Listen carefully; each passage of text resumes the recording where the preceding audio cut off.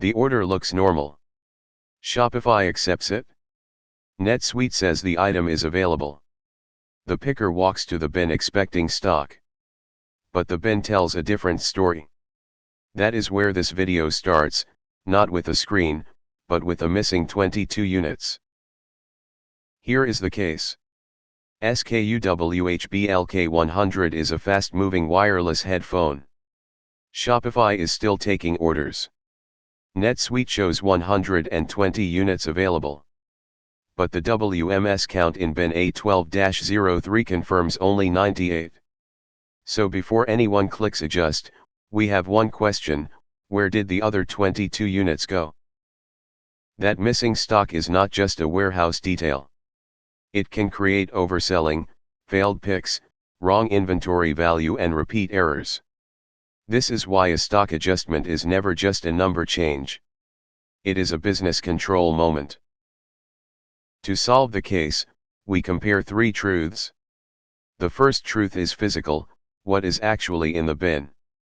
The second is WMS truth, what warehouse scans and tasks recorded. The third is NetSuite truth, what the ERP believes for quantity, value, and location. The problem begins when these three stop agreeing. Now we look for suspects. Was the receipt wrong? Did picking confirm the wrong item? Was a transfer moved physically but never posted? Was damaged stock removed without a write-off? Or did the counter scan the wrong bin? Most variances have a cause. The adjustment should not bury it. This is the point where many teams make the mistake, they adjust immediately. But the better move is to prove the variance. Recount the bin. Check open tasks. Review sync timing. Then classify the reason. Only after that should the adjustment move forward. Now the reveal moves into NetSuite. A clean adjustment needs the right account, location, bin, item, and reason code. If lot or serial control applies, that identity must be correct too. This is where the warehouse story becomes a financial record. When the adjustment posts, the system does more than reduce 120 to 98. It changes on-hand quantity, available stock, inventory value, and the audit trail. That is why the posting must be supported by evidence, not guesswork. A negative adjustment tells us the system had more stock than the warehouse could find. A positive adjustment tells us the warehouse found more than the system expected. But here is the twist: if stock is simply in the wrong bin, the answer may be a transfer, not an adjustment. Before the fix is final, approval protects the business. Small differences may stay with inventory control. High-value differences need a manager. Finance should care when value moves. And repeated causes should trigger an operations fix, not another quiet adjustment. Here is the real reveal. The adjustment closes the record, but root cause action closes the leak. If receiving caused the error, tighten receiving.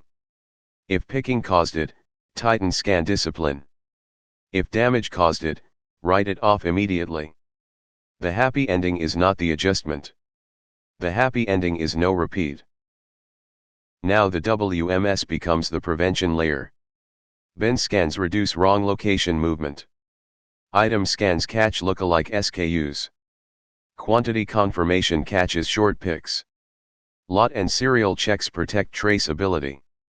Exception reasons force the team to name the cause while the memory is fresh. So the practical checklist is simple. Recount the bin. Check open warehouse tasks. Compare WMS history with NetSuite transaction history. Use the right reason code and account. Attach evidence for high-value changes. And if the cause repeats, create a prevention action. The story started with a missing 22 units. It ends with a better control habit. Find the variance, prove the count, classify the cause, approve the posting and prevent the repeat. Inventory adjustment fixes the symptom. Process control fixes the cause. If this flow made the stock adjustment clearer, the next step is cycle counting. That is how you find stock errors before customers feel them. Comment adjustment if you want the reason code checklist, and follow the sequence into cycle count control next. Final recap. Should you adjust immediately when WMS says 98 and NetSuite says 120? No. First, prove the variance. What is the difference between correcting quantity and correcting the cause?